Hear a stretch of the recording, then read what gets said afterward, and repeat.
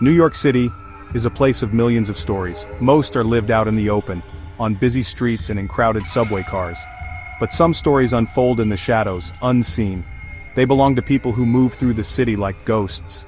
They are there, but you don't really see them. Charles Butler was one of these people. He lived a life that was almost invisible to the world around him. He was a quiet man, a background figure in the grand drama of the city.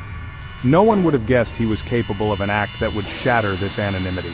An act so shocking it would force an entire city to look into the darkness he represented. The name Charles Butler meant nothing to anyone. It was just another name in a phone book filled with millions. He wasn't a celebrity, he wasn't a politician. He wasn't a criminal mastermind, or so it seemed. He was just a man trying to get by, like so many others. But beneath this ordinary surface, something else was stirring. A lifetime of frustration and quiet anger was building up like pressure in a sealed container. The city, with its endless noise and relentless pace, paid him no mind.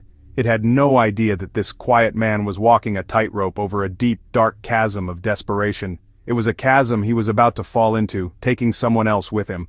What makes a person snap? It's a question we often ask after a tragedy. We look for the signs, the clues that were missed. In the case of Charles Butler, the signs were almost impossible to see. To understand what happened, you have to try and understand the man. But with Charles Butler, that's a difficult task. It's like trying to grab hold of smoke. He was born in 1965, growing up in a working-class neighborhood in Queens. His childhood was unremarkable, at least on paper. He was not a star student, nor was he a troublemaker. He was just there.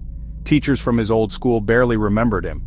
He was the boy in the back of the class who never raised his hand. He drifted through his school years without making much of an impression on anyone, a quiet observer on the sidelines of life. After high school, Butler's life continued on this path of quiet anonymity. He worked a series of low-wage jobs. He was a stock clerk, a delivery driver, a night watchman. Each job was temporary, a placeholder until the next one came along. He never stayed in one place for too long. He moved from one small apartment to another, never putting down roots. He had no close friends, no long-term relationships. His family ties had weakened over the years. He was a solitary figure, navigating the city alone. His life was a collection of temporary addresses and fleeting acquaintances. It was a life lived without connection. Charles Butler's world was small and getting smaller. By the early 2010s, he was in his late 40s, living in a cramped studio apartment in Brooklyn. His neighbors knew him only as the quiet man from 4B. They would see him coming and going, always alone, his eyes fixed on the ground. He avoided conversation, offering only a slight nod if someone said hello. He had built a fortress of solitude around himself, and he rarely let anyone in. His apartment was his castle and his prison. It was the only place where he felt some semblance of control over his life, a life that felt increasingly out of his hands. His financial situation was precarious. He was working part-time as a cleaner for an office building in Manhattan, a job he resented. The pay was low, the work was thankless. He felt invisible there too, cleaning up after people who barely acknowledged his existence. He was drowning in debt. Credit card bills, notices from collection agencies. He saw the wealth of the city all around him, in the fancy restaurants, expensive shops he walked past on his way to work. It felt like a world he could see, but never touch, a constant reminder of his own perceived failures. The internet became his main window to the world, but instead of connecting him with others, it seemed to deepen his isolation. The victim's name was Evelyn Reed. She was 68 years old, a retired music teacher. She had lived in the same rent-controlled apartment on the Upper West Side for over 40 years. Evelyn was the opposite of Charles Butler. Her life was full of connection and warmth. She was a beloved figure in her community. Former students, now adults with children of their own, would often stop by to visit her. She volunteered at the local library, reading stories to children. Her apartment was filled with books, musical instruments, photographs of friends and family. It was a home that radiated life and love. Evelyn Reed and Charles Butler had never met. Their paths had never crossed. They lived in different boroughs, in different worlds. There was only one fateful connection between them. Butler's cleaning company had recently been hired to service the apartment building where Evelyn lived. For weeks, he had been one of the anonymous workers who cleaned the hallways and polished the brass on the front door. He would have seen Evelyn coming and going. In his mind, she came to represent everything he didn't have. The day of the murder, October 15, 2014, started like any other. When Evelyn Reed didn't show up for her weekly volunteer session at the library the next day, her friends became worried.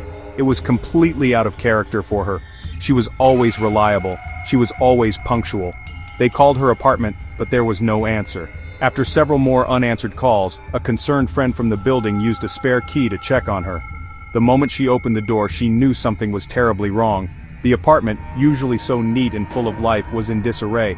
A chair was knocked over, papers were scattered across the floor, an eerie silence had replaced the usual sound of music and gentle life. Evelyn was found in her living room. The scene was shocking and brutal. It was clear she had been the victim of a violent attack. The police were called immediately. The apartment was sealed off as a crime scene. Detectives from the NYPD's homicide squad arrived and began gathering evidence. The contrast between the victim's peaceful life and the violence of her death was stark. The photos on the walls showed a smiling woman, surrounded by loved ones. The scene on the floor told a different, horrific story. It was a senseless act of violence that had stolen a beloved member of the community.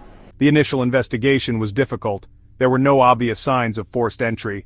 That suggested the attacker might have had a key or been let in by Evelyn herself. The investigation into Evelyn Reed's murder became a top priority for the NYPD. A task force was assembled, bringing together some of the best detectives in the city. They worked around the clock, chasing down every possible lead. The media coverage was intense. Newspapers, television news programs ran stories every day with headlines that spoke of a grandma killer on the loose. The public was both fascinated and terrified. The case tapped into a primal fear, the violation of the home, the one place where a person is supposed to be safe. The city held its breath, waiting for a break in the case. Detectives began by widening their net.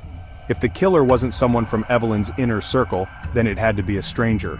They started looking at recent crimes in the area. They pulled records of known burglars, individuals with a history of violence. They spent countless hours reviewing security camera footage from shops and from buildings in the neighborhood. The problem was the sheer volume of information. They had to sift through thousands of hours of video looking for a single face. The break in the case came from a place the detectives had been looking all along: the employee records. While reviewing the list of workers from the building's cleaning company, one name stood out: Charles Butler. His employment record showed that he had been fired on the morning of October 15th, the day of the murder. This was a major red flag. A disgruntled employee, recently fired, with access to a master key. It was a powerful motive. Suddenly, a phantom who had been moving in the shadows of the investigation began to take shape. Butler was no longer just a name on a list, he was a person of interest. The detectives started digging into Charles Butler's life. What they found painted a picture of a man on the edge. They discovered his history of failed jobs, financial problems. They learned about his social isolation. They spoke to his former supervisor at the cleaning company. The supervisor described Butler as a difficult and angry employee. He had a chip on his shoulder. He seemed to blame everyone else for his problems. The supervisor confirmed that Butler had not returned his master key when he was fired. All the pieces were starting to fit together. The theory of a robbery gone wrong began to shift to something more sinister, a crime of pure, displaced rage. The next step was to place Butler at the scene of the crime. This is where the thousands of hours of video footage paid off. A grainy image from a camera on a deli 2 blocks away showed a man matching Butler's description walking purposefully towards the building around the time of the murder. A partial fingerprint found at the crime scene was a match. The detectives finally had their man. Armed with a warrant, a team of NYPD detectives descended on Charles Butler's Brooklyn apartment. He offered no resistance as they placed him in handcuffs. Inside the apartment, police found the stolen items. Faced with the proof, he began to talk. He confessed to the murder. The trial of Charles Butler was a somber affair. The prosecution presented its case with methodical precision. But the evidence was overwhelming. It took the jury less than 3 hours to reach a verdict: guilty. At his sentencing, Evelyn Reed's family and friends filled the courtroom, giving emotional statements. Butler remained impassive as the judge sentenced him to life in prison without the possibility of parole. Justice had been served, but it could not bring Evelyn Reed back. For New Yorkers, it was a stark reminder of the city's hidden dangers. It showed that evil doesn't always wear a scary mask. Sometimes it wears the plain face of a quiet neighbor. The case led to changes in building security protocols across the city. The story of Charles Butler is a dark and cautionary tale, a chilling warning of the darkness that can grow unseen in the loneliest corners of the human heart.